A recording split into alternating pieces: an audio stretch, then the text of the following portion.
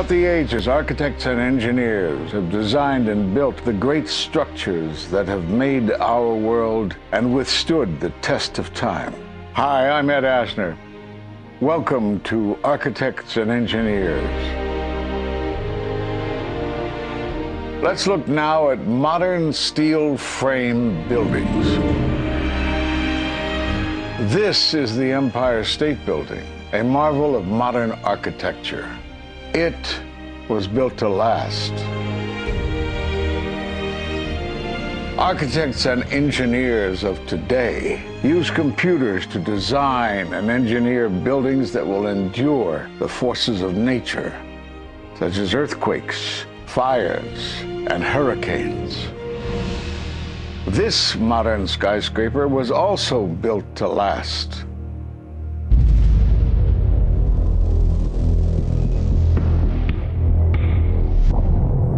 We've seen buildings completely destroyed like this before, but only when done intentionally. Danny Jowenko is the expert on this in Europe. What did he say? Dit is controlled demolition. Zeker weten. Zeker weten. Er is nagesprongen. Dit is in opdracht gebeurd. Dit heeft een team gedaan van experts. Let's compare. Explosives are used to demolish buildings like this in just seconds. Okay, so it's a controlled demolition. What's the problem with that? Well, it happened on the afternoon of 9/11 at the World Trade Center. Let's just think about this. Controlled demolitions cannot be engineered and rigged in a day. It takes months. And therefore, this event must have been planned in advance. You hear that? Keep your eye on that building. It'll be coming down. The building is about to blow up. Move it back. We are walking back. There's a building about to blow up. Did they actually use the word brought down, and who was it that was telling you this? The fire department, and they did use the word, we're going to have to bring it down. And these people heard explosions. We heard this sound that sounded like a clap of thunder. It looked like there was a shock wave ripping through the building, and the windows all busted out. About a second later, the bottom floor caves out. The building followed after that. He takes his hand off, and you hear 3, 2, 1, and it was boom, boom, boom, boom, boom. And these reporters recognized it as a controlled demolition. And I turned in time to see what looked like a skyscraper implosion. It looked like it had been done by a demolition crew. The whole thing just collapsing down on itself. For the third time today, it's reminiscent of those pictures we've all seen too much on television before, when a building was deliberately destroyed by well-placed dynamite to knock it down. It was almost as if it were a planned implosion. It just pancaked. So what's the problem if this was a planned demolition? Well, we are told by government agencies that this building came down as a result of normal office fires. The National Institute of Standards and Technology produced their final report in 2008. World Trade Center 7 collapsed because of fires fueled by office furnishings. It did not collapse from explosives or from fuel oil fires. But what do you think brought down the building? And what caught my eye is more than 1,300 architects and engineers examine the evidence about Building 7's collapse and disagree with the official report issued by the National Institute of Standards and Technology. I certainly am much more open-minded about it than I was, and it is because of the involvement of the 9/11 families and all these engineers and architects. You are about to hear from architect of 23 years, Richard Gage, AIA, member of the American Institute of Architects and founder of Architects and Engineers for 9/11 Truth. Now there are more than 1,500 architects and engineers who say that it could not have been brought down by office fires.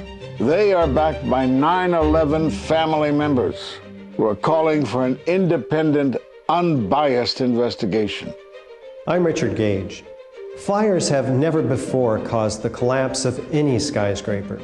even though there are numerous examples of much hotter, larger, and longer-lasting fires in these buildings. And in the case of Building 7, the fire that NIST said started the collapse had actually burned out over an hour before. It could not have caused the collapse, as NIST claims. Yet this 47-story, modern steel-frame skyscraper, which was not hit by an airplane, collapses mostly into its own footprint like a house of cards, as fast as a bowling ball falling off the side of the building, in just under 7 seconds. Listen to the experts. Building number 7 descended in free fall for the first 100 feet, which means that there was absolutely no resistance to the descent whatsoever. NIST has admitted it went into free fall for 8 stories. And going from motionless to free fall instantly, that's a bothersome part of the puzzle because NIST never explained it. We've got a building that came down in its own footprint, so all of the columns really needed to be severed at the same time in order for that structure to fall the way that we saw. The symmetry is the smoking gun. The whole building completely comes down in one continuous motion. There couldn't have been any structural resistance. According to NIST, the failure occurred at column 79 on level 12. They're talking about a single columnar collapse or failure that resulted in a total collapse of the building. It is possible that you could have a local failure as a result of a connection failing. But the likelihood of that failure dragging the entire building in such a fashion that all the columns would fail at the same time is an impossibility.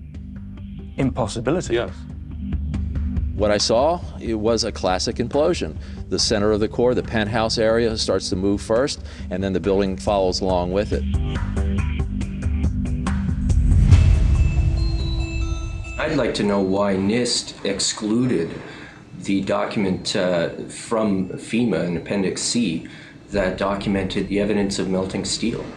Why is this forensic evidence not being included in the report? In an office fire, you cannot generate enough heat to melt steel. And yet we have evidence of molten iron. R.J. Lee Company, USGS, and Dr. Stephen Jones's work, all three separately found these microspheres. In the dust, we found what we characterize as unreacted thermitic material in the shape of some very tiny red-gray chips, which have different properties, and in the reaction they produce molten iron, which is the prime indication of a thermitic reaction. And such a reaction can be used to destroy steel structures.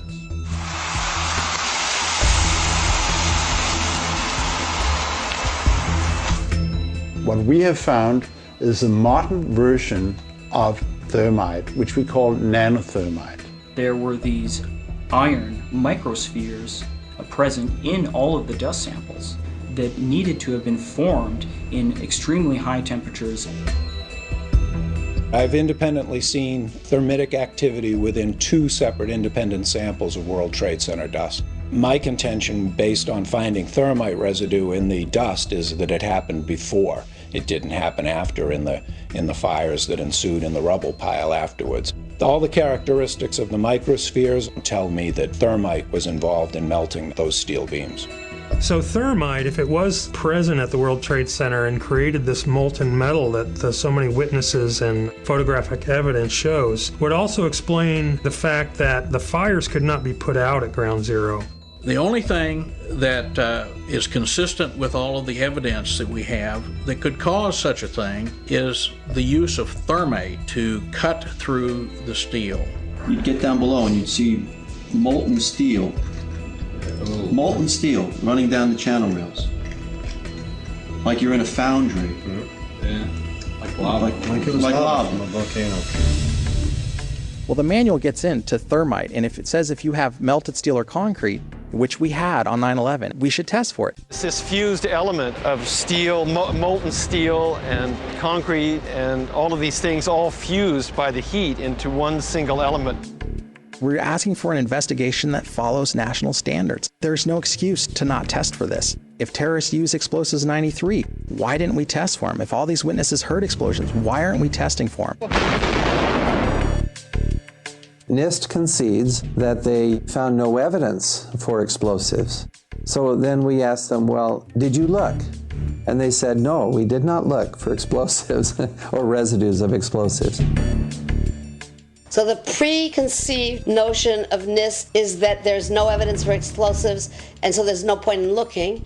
That is the most unscientific thing that you can possibly think of, not to look because you don't expect to find evidence, and in fact the evidence is overwhelming.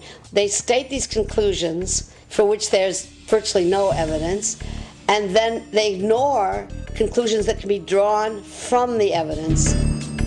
The Freedom of Information Act request to NIST was denied with the claim that releasing this data might jeopardize public safety. How could it possibly jeopardize public safety?